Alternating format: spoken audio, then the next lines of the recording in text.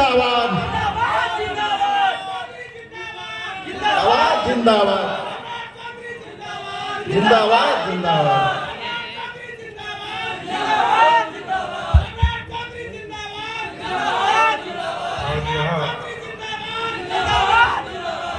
बोलिए भारत माता की, भारत माता की जय। जय श्री राम, सियावर रामचंद्र की। आज यहाँ प्रोफेसर बैजनाथ महतो जी के मूर्ति अनावरण और इस जयंती समारोह में इस कार्यक्रम की अध्यक्षता कर रहे हम लोगों के साथी और इस जिले के नेता आदरणीय नरेंद्र ऋषिदेव जी और राष्ट्रीय लोक मोर्चा के राष्ट्रीय अध्यक्ष सांसद आदरणीय उपेंद्र कुशवाहा जी, बिहार सरकार के मंत्री, हमारे मित्र साथी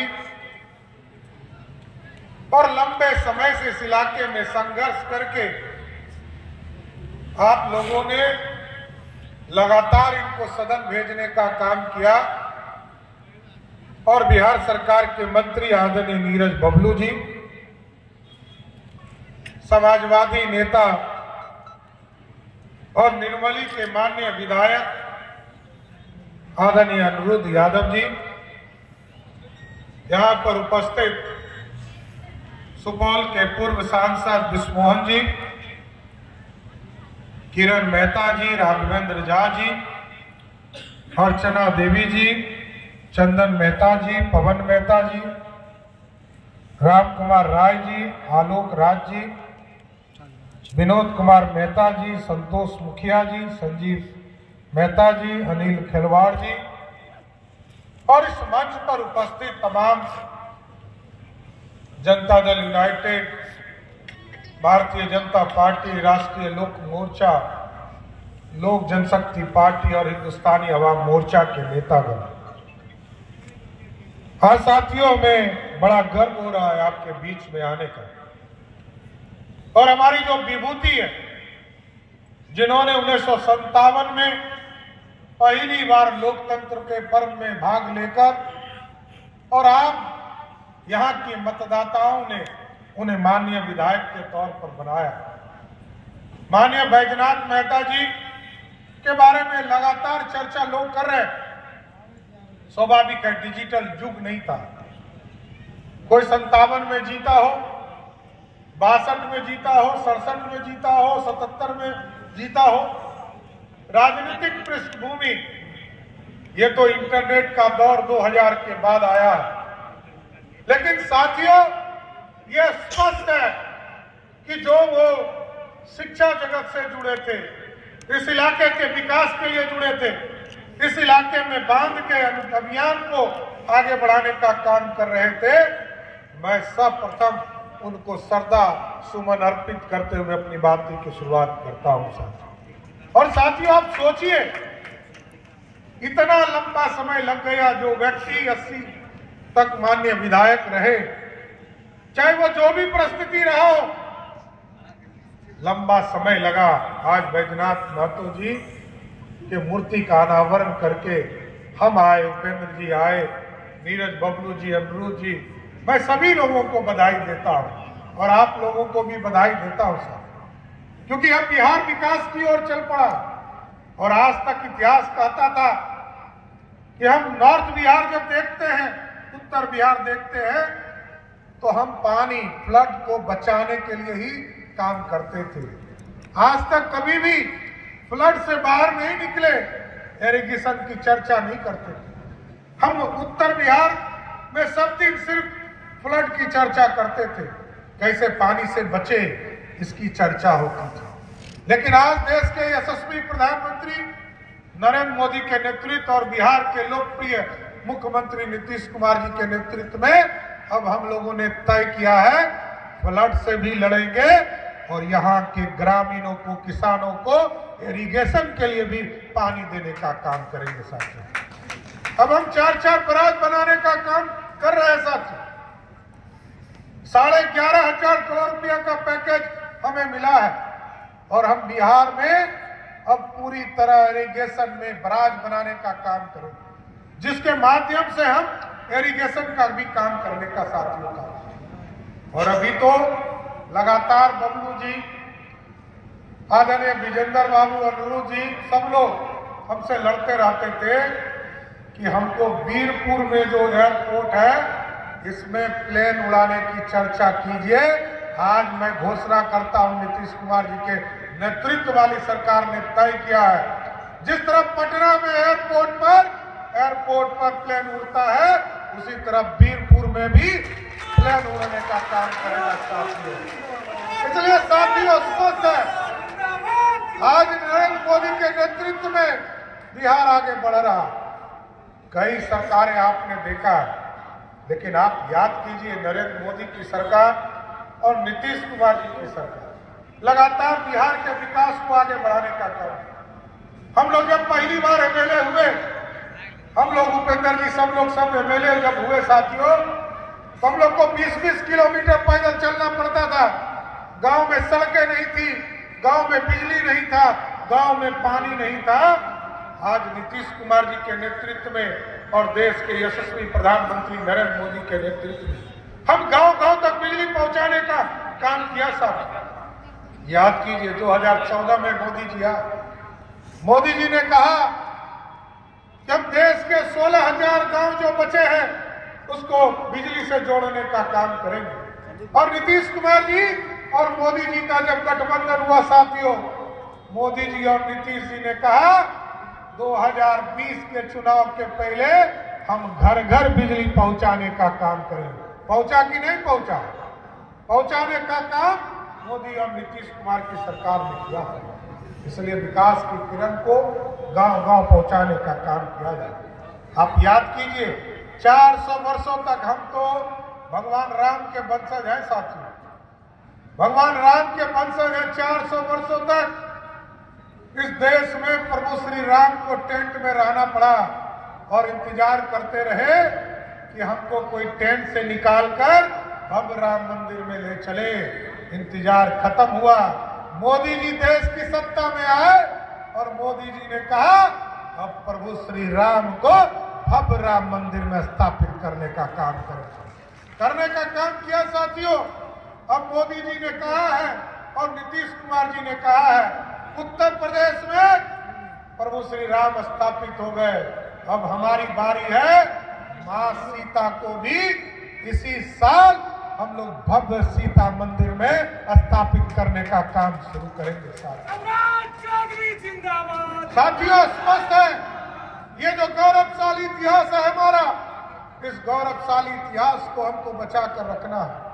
और गौरवशाली इतिहास तभी बचेगा जब प्रभु श्री राम को भी स्थापित किया गया, मां सीता को भी स्थापित करने का काम हम लोगों ने शुरू किया है। और एक खुशखबरी देख कर जा रहा हूं साथियों, आज तक इस देश में लव कुश का कहीं आपको कोई भी जगह स्मारक नहीं मिला। अब हम लोग वाल्मीकि नगर में लव कुश का भी स्मारक बनाने का काम करेंगे साथियों। तो साथियों स्पष्ट है, नीतीश कुमार जी ने आज ही से 4 दिन पहले लव कुश स्मारक का भी घोषणा किया है साथियों। लगातार बिहार बढ़े, बिहार की चिंता करना, बिहार को एक्सप्रेसवे से जोड़ना। आप सोचिए गोरखपुर से लेकर सिल्लीगुड़ी तक एक्सप्रेसवे बनना है। ये पूरा इलाका जो पूरी तरह कटा हुआ था, इसे तो सरदार अटल बिहारी वाजपेयी जी ने इस इलाके को जोड़ने का काम किया। आज नरेंद्र मोदी की सरकार बनी है और एक्सप्रेसवे बनाने का काम शुरू किया गया है। और गोरखपुर से सिल्लीगुड़ी मात्र 2 घंटे में ले जाना है, ऐसा एक्सप्रेसवे का काम शुरू होने वाला है। और आपको स्पष्ट करते हैं, यहाँ पर नीरज जी बैठे हैं, अनिरुद्ध जी बैठे हैं, जब इनके लिए चुनाव में वोट मांगने आऊंगा एकदम स्वस्थ रहिए, इस इलाके में एक्सप्रेसवे का काम शुरू करने का काम भारत सरकार और बिहार सरकार करेगी। साथियों लोग कहते हैं रोजगार नहीं मिल रहा है बिहार, लोग चर्चा करते थे रोजगार रोजगार रोजगार। याद कीजिए 15 साल पहले सरकार चली, 15 साल के राज में 1 लाख लोगों को भी सरकारी नौकरी नहीं मिला। नीतीश कुमार जी के नेतृत्व में 2005 में एनडीए की सरकार बनी। 2005 से लेकर 20 तक लगभग 7.5 लाख लोगों को सरकारी नौकरी देने का काम किया गया। और इस बार 7 निश्चय पार्ट 2 में हम लोगों ने तय किया था 10 लाख सरकारी नौकरी, लेकिन हम चुनाव के पहले 12 लाख नौकरी देकर ही आपसे वोट मांगने आएंगे साथियों। 12 लाख नौकरी देकर। इसलिए आज बैजनाथ महतो जी के इस कार्यक्रम में आकर इस इलाके के विकास की चर्चा नीरज जी ने भी किया है साथियों। और उपेंद्र जी का भी आग्रह है, बड़े भाई है हमारे, लगातार ये चिंता भी करते रहते हैं। आदरणीय मुख्यमंत्री नीतीश कुमार जी ने सुपौल सहित 14 जगह के सेंट्रल स्कूल को बनाने के लिए सहमति दे दिया है। हम भारत सरकार इसको भेजने वाले हैं। एकदम यहाँ पर सेंट्रल स्कूल बनने जा रहा है, इसमें कहीं दो मत नहीं है। सेंट्रल स्कूल भारत सरकार के द्वारा एक तरह से क्वालिटी ऑफ एजुकेशन देने की चर्चा करने का रास्ता है। इसलिए साथियों हम यही आग्रह करेंगे, क्योंकि हमको अभी जम्मू भी जाना है और उपेंद्र जी को भी मुजफ्फरपुर जाना है। लेकिन आप साथियों एकदम स्पष्ट रहिए। बबलू जी का एक और डिमांड था, मैं माननीय मुख्यमंत्री जी से बात करके स्वाभाविक हमें रेवेन्यू प्राप्त होगा, और रेवेन्यू जब प्राप्त होगा, क्योंकि मैं 2,78,000 करोड़ का बजट पेश करता हूं साथियों, मैं फाइनेंस मिनिस्टर हूं बिहार का। 2,78,000 करोड़ के बजट में हम 52,000 करोड़ रुपया मात्र सहयोग कर पाते हैं। लगभग 2 लाख करोड़ रुपया से अधिक हमको केंद्र की सरकार से या लोन लेना पड़ता है। तो इस स्थिति में यदि यहाँ पर रजिस्ट्री ऑफिस खोलने से हमारा रेवेन्यू बढ़ेगा, तो हम एकदम आश्वस्त करते हैं आदरणीय मुख्यमंत्री नीतीश कुमार जी से आग्रह करके यहाँ पर रजिस्ट्री ऑफिस भी खुलवाने का काम किया जाएगा सर। इसलिए आज आपने मौका दिया, लेकिन एक शिकायत है साथियों, हम और उपेंद्र जी लगातार बिहार की राजनीति में काम करते हैं, लेकिन किशनपुर, बसंतपुर और इस इलाके के लोगों से विशेष आग्रह करेंगे, ये मुखिया का चुनाव नहीं होता है एमएलए और एमपी का। आप एमपी के चुनाव में एक कैंडिडेट को 30,000 40,000 वोट दे दीजिएगा तो हम दोनों का इज्जत बचेगा क्या? ऐसा गलती मत कीजिए। यदि 1 इंच भी सम्राट चौधरी और उपेंद्र कुशवाहा से आपको प्यार है तो सिर्फ और सिर्फ एनडीए देखने का काम कीजिए, यही आग्रह करने आया हूं। ये लोकल एजेंडा से नहीं होता। लोकल में आकर कोई चुनाव लड़ जाए, उसके तरफ वोट चला जाएगा, तब बिहार की राजनीति बढ़ेगी कैसे साथियों? और यदि आप चाहते हो कि बिहार की राजनीति में आपका सितारा बनकर रहे, तो आपका समर्थन भी चाहिए। और इसलिए मैं रतनपुर जानबूझकर भी आया कि आप लोगों को जगाना भी है। फिर चुनाव आने वाला है, फिर नया कहानी मत सुनाने लगिएगा, यही आग्रह करूंगा। आपके विकास के लिए, आपके समृद्धि के लिए, आपको आगे बढ़ाने के लिए, आपके गौरवशाली इतिहास को लौटाने का काम ही मैं और उपेंद्र कुशवाहा जी कर रहे हैं। एकदम आश्वस्त रहिए, बिहार पूरी तरफ बढ़ेगा और आगे बढ़ाकर गौरवशाली इतिहास को लौटाने का काम कीजिए। एक बार फिर से जोरदार नारा के साथ बोलिए, बैजनाथ महतो अमर रहे, बैजनाथ महतो अमर रहे, भारत माता की, भारत माता की। बहुत बहुत धन्यवाद।